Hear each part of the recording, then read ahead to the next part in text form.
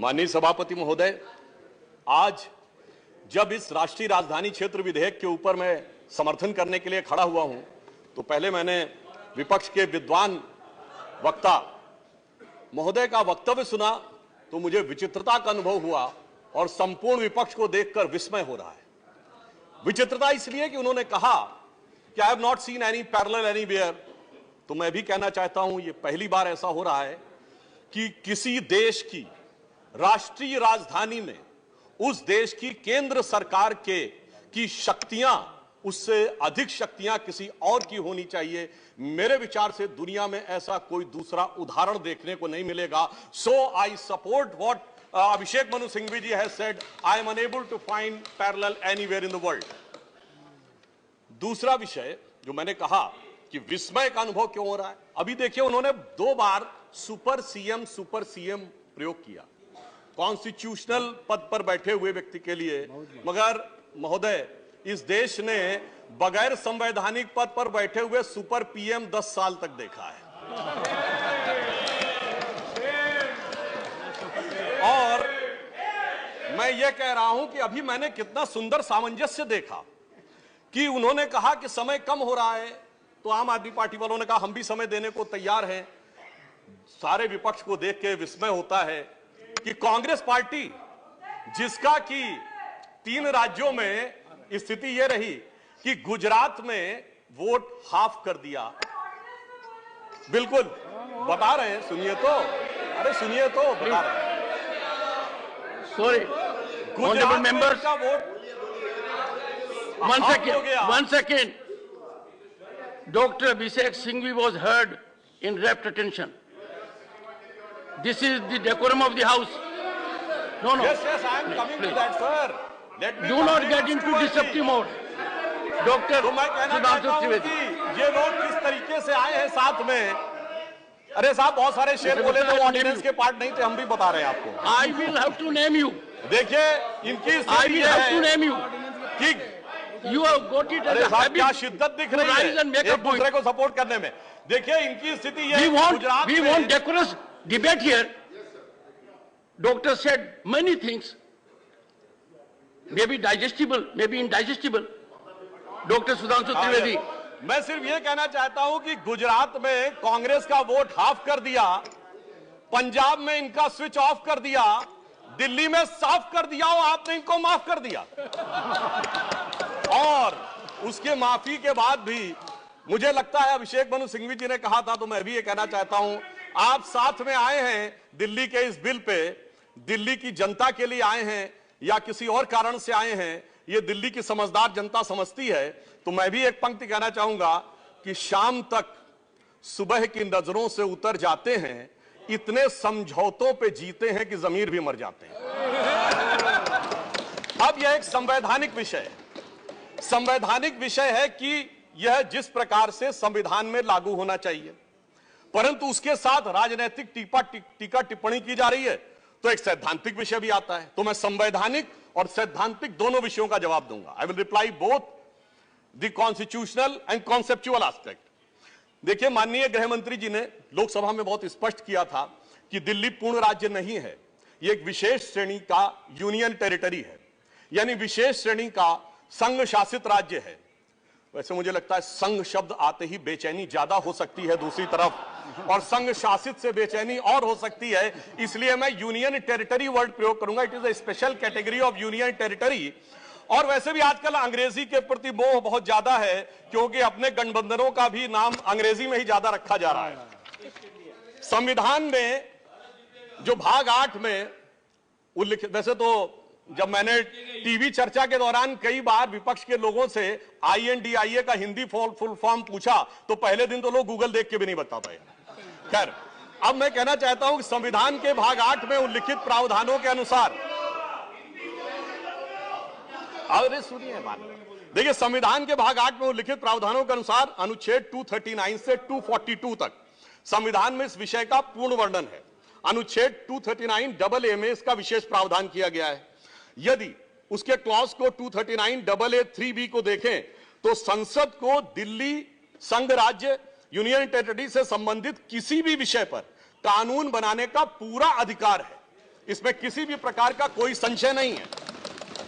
सर्वोच्च न्यायालय के जिस निर्णय का बार बार उल्लेख किया जाता है और हमारे विरोधी उसको अपने हिसाब से प्रयोग करते हैं, उसमें भी बहुत साफ देख लें कि 105 पेज के उस निर्णय में कहीं पर भी सर्वोच्च न्यायालय ने संसद के द्वारा दिल्ली के बारे में कानून बनाए जाने के विषय के ऊपर किसी प्रकार की कोई टिप्पणी नहीं की है। इसके बाद भी न्यायालय के आदेश में पैरा 161 और 162 को कई बार उल्लेख किया जाता है, परंतु यदि पूरे संदर्भ में देखें तो पैरा 86, 95 और पैरा 164 एफ को पढ़ें तो वहां पर संसद के द्वारा दिल्ली के संदर्भ में किसी भी विषय के ऊपर कानून बनाने की शक्तियों का विधिवत अनुमोदन है, कहीं पर निगेशन नहीं है। और स्पष्टता के साथ इसकी आवश्यकता क्यों थी? ताकि शासकीय आदेश को एक विधायी शक्ति भी मिल सके, एग्जीक्यूटिव ऑर्डर को एक लेजिस्लेटिव पावर भी मिल सके। इसलिए उस अस्पष्टता को दूर करने के लिए to remove any an iota of suspicion यह आवश्यक था। इसलिए मैं इस बिल का समर्थन करता हूं। अब कई बार लोग कहते हैं साहब अध्यादेश की आवश्यकता क्यों थी? वैसे तो माननीय गृह मंत्री जी ने भी इस विषय को लोकसभा में बताया था। अभिषेक मनु सिंघवी जी ने कहा कि 19 तारीख को अध्यादेश क्यों आया।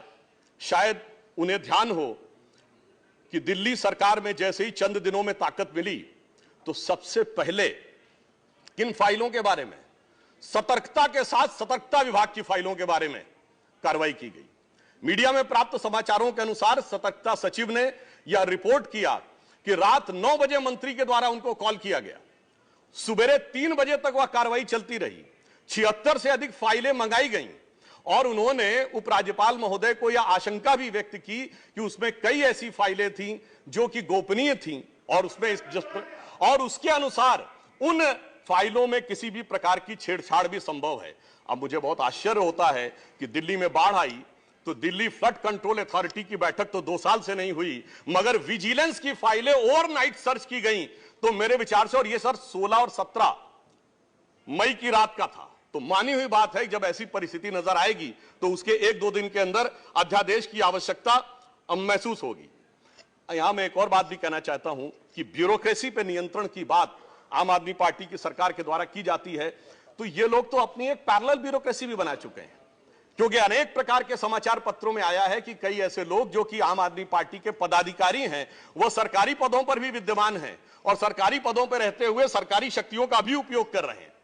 वैसे ये लोग बहुत दावा करते हैं कि इन्होंने बहुत सारी चीजें फ्री दिया, कुछ 100 रुपए दिल्ली की जनता को कुछ मामलों में फ्री मिला और अपने लोगों को कई मौकों पे, कई जगहों पे, दर्जनों से ऐसे लोग हैं जिनको लाख लाख 1.5 लाख की तनख्वाहें मिली। और यदि आरोपों को देखा जाए तो करोड़ों रुपए के घोटालों के आरोप हैं। एक कहावत होती है, माले मुफ्त दिले बेरहम। तो मैं कहना चाहूंगा इनकी तो स्थिति यह है कि माले मुफ्त दिले बेरहम, दिल्ली पे सितम और करोड़ों हजम। अब एक और बात जो ब्यूरोक्रेसी के नियंत्रण की बात है, तो मैं ध्यान दिलाना चाहता हूं, इस दिल्ली प्रदेश में एकमात्र ऐसा प्रकरण हुआ जो पूरे देश के इतिहास में बहुत विचित्र था कि दिल्ली के मुख्य सचिव ने दिल्ली के मुख्यमंत्री आवास के अंदर अपने साथ मैन हैंडलिंग का आरोप लगाया। मेरे विचार से पूरे भारत के इतिहास में ऐसा कोई उदाहरण नहीं होगा कि इस प्रकार की बात, इस प्रकार का आरोप लगा हो और वह भी मुख्यमंत्री की उपस्थिति में लगा हो। यह दर्शाता है कि ब्यूरोक्रेसी को नियंत्रण करने की जो छटपटाहट है उसमें वास्तविकता में वो फितरत क्या है। और मैं एक टेक्निकल पॉइंट कहना चाहता हूं, दिल्ली का कोई स्टेट कैडर नहीं है, जैसे राज्यों का कैडर होता है तो राज्य का मुख्यमंत्री उस कैडर को नियंत्रित करता है। जो आईएएस और आईपीएस अधिकारी होते हुए यूनियन टेरिटरी कैडर में आते हैं, जब वो सारे राज्यों में, सारी केंद्र शासित राज्यों में उनका स्थानांतरण हो सकता है, तो मैं आपके माध्यम से विपक्ष से पूछना चाहता हूं कि यदि दिल्ली के एक अधिकारी का ट्रांसफर गोवा होना है और दिल्ली के सीएम की उस पर एब्सोल्यूट अथॉरिटी होगी तो यह कैसे संभव हो सकता है? इसलिए यह आवश्यक है कि इस विषय के ऊपर केंद्र सरकार की शक्तियां परिभाषित हो। अब एक दूसरी बात भी है, दिल्ली में स्टेट कैडर भी नहीं है, यानी जैसे स्टेट पब्लिक सर्विस कमीशन होता है और राज्य के कैडर होते हैं, तो यहां भी दानिश कैडर है। यानी दानिश कैडर में भी 3-4 यूनियन टेरिटरी आती हैं, दमन दीव और अन्य। अब दानिश कैडर के एक अधिकारी की जरूरत यदि अंडमान में या दमन दीव में भी होगी और दिल्ली का मुख्यमंत्री यह तय करेगा, तो क्या यह संवैधानिक दृष्टि से उचित है? इसलिए मैं कहना चाहता हूं कि माननीय गृह मंत्री जी ने जो यह विषय रखा है वो पूरी तरीके से उचित है। अब दुरुपयोग की बात में मैं एक और बात कहना चाहता हूं, इनकी वास्तविक मंशा क्या थी। दिल्ली में एक जनरल फाइनेंशियल रूल 2019 है जो ये कहता है कि 10 करोड़ रुपए से अधिक का अगर किसी भी प्रकार का व्यय होगा तो वह मंत्री की शक्ति से बाहर होगा और वह एलजी के पास जाएगा। महोदय, इनके मुख्यमंत्री जी का जो मकान या वजीर आला का अजीमुशान महल बनाने के लिए जो बिल बने साहब, वो पूरे उसके एक साथ नहीं बने। 10 करोड़ से कम के 8.5, 8, 7.5, 9 करोड़ रुपए के डिफरेंट बिल बने। और एक मद ऐसा है जिसमें कि मुख्यमंत्री कार्यालय के कर्मचारियों के लिए महोदय जानते कितने का बिल बना? 9.99 करोड़, यानी 0.01 से कैसे बचा जा सकता है कि टेंडर न करना पड़े, मन मुताबिक खर्चे कर लिए जाएं। यह दर्शाता है कि नियमों के प्रति और ब्यूरोक्रेटिक नियमों के प्रति इनके मन में क्या आस्था है। और इतना ही नहीं, दिल्ली मेट्रो के लिए तो वृक्ष काटने की परमिशन वर्षों तक नहीं मिलती थी, मगर मुख्यमंत्री आवास के लिए वृक्ष काटने की परमिशन उनको मिल जाती थी। अब इसके साथ मैं एक और बात कहना चाहता हूं, एक नैतिकता, सैद्धांतिकता का सवाल उठाया जाता है। तो मैं कोट करना चाहता हूं कि दिल्ली के मुख्यमंत्री जी ने, जिनका वो आलीशान शीश महल बना हुआ है, उन्होंने 27 अक्टूबर 2013 को शीला दीक्षित जी के विषय में लिखा था ट्वीट, और उनको मैं कोट कर रहा हूं। उन्होंने कहा कि दिल्ली की मुख्यमंत्री शीला दीक्षित जी के घर में 10 एसी लगे हैं। मैंने तो सुना है कि बाथरूम में भी एसी लगे हैं। कौन भरता है इस एसी का बिल? और आगे वो कहते हैं, मेरा तो कलेजा कांप उठता है ये सोचकर कि दिल्ली की 40% जनता झुग्गियों में रहती है, तो कोई मुख्यमंत्री ऐसे आलीशान घर में कैसे रह सकता है। मैं कहना चाहता हूं, देखिए, केजरीवाल जी का कलेजा कापा हो या ना कापा हो, रूह कापी हो ना कापी हो, रूह है क्या है, किसकी रूह है, उस पर मैं टिप्पणी नहीं करना चाहता। मगर मैं एक बात जरूर कहना चाहता हूं कि शीला दीक्षित जी जहां भी होंगे उनकी रूह को बहुत तकलीफ हो रही होगी कि जब उनके ऊपर ऐसी बातें करने वालों के साथ वो सारे लोग आज आकर खड़े हुए होंगे। वैसे महोदय, उनके घर में 10 एसी थे, यहां तो 15 टॉयलेट भी हैं। और इतना ही नहीं, 1-1 करोड़ रुपए के पर्दे भी लगे हुए हैं, और 1 करोड़ रुपए के पर्दे का एस्टीमेट है। और इतना ही नहीं, अब सुनिए, उनके सामने एक दूसरी समस्या हो गई है कि अभी तक जो बातें चल रही थी, अब उनके सामने यह समस्या है कि उन चीजों को कैसे छुपाएं।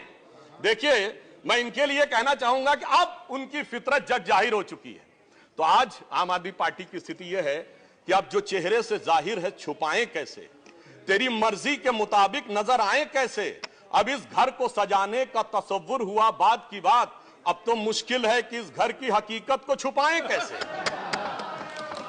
और यहां पर इसके बाद मैं कटाक्ष के बाद एक बात करुणा के साथ कहना चाहता हूं कि अन्ना हजारे के आंदोलन से निकली हुई वो पार्टी जो एक कमरे के मकान में रहते थे, और उससे निकली हुई पार्टी आज सैकड़ों करोड़ के आलीशान मकान में रहती हैं। तो मैं कहना चाहता हूं कि दिल्ली की जनता और जिन जिन लोगों ने उस आंदोलन का समर्थन किया, उनके ऊपर भी एक आघात है। और साथ ही साथ ये एक बात का और भी संकेत देता है, फूड फॉर थॉट है देश के लोगों के लिए, कि एक्सपेरिमेंटल पॉलिटिक्स कई बार बड़े विचित्र परिणाम भी देती है। अब किसी नए नवेले प्रयोग को आजमाने का वक्त नहीं है, बल्कि आजमाए हुए मोदी जी के नेतृत्व को चमकाने का वक्त है। और बहुत से लोग ये कहते हैं, संवैधानिक नैतिकता का प्रश्न उठाते हैं कि अध्यादेश क्यों लाया गया। अध्यादेश के लाने का तात्कालिक कारण मैंने बता दिया। और वैसे मैं अपने विपक्ष के लोगों के सुलभ संज्ञान के लिए बता देना चाहता हूं कि इन लोगों ने कितनी बार अध्यादेश लाए हैं। नेहरू जी की सरकार में 70 बार, इंदिरा जी के जमाने में 77 बार, राजीव जी के समय में 35 बार, नरसिम्हा राव जी के समय में 77 बार, मनमोहन सिंह जी के समय में 61 बार, और जो यूनाइटेड फ्रंट गवर्नमेंट बनी थी भाजपा विरोध में, उसमें 1.5 साल में 77 बार। तो मुझे लगता है अध्यादेश का विषय उठाने से पहले इस अंक गणित को भी देख लेना चाहिए। अब मैं एक और बात कहना चाहता हूं, जो संविधान की दुहाई देते हैं उनके लिए, ये तो वो लोग हैं सभापति महोदय जिनकी संविधान में क्या आस्था है। इन्होंने संसद के द्वारा पारित सीए कानून के खिलाफ विधानसभा में प्रस्ताव पारित कर दिया। यह संविधान का सम्मान है। और वो सिटीजनशिप अमेंडमेंट एक्ट था। नागरिकता का विषय तो पूर्ण राज्य का भी विषय नहीं हो सकता। और तो उसके बावजूद दिल्ली सरकार ने पारित कर दिया, तो इसका अर्थ हुआ कि ये जिस प्रकार के कार्य करते हैं उनका संविधान में कोई आस्था नहीं है। और अभिषेक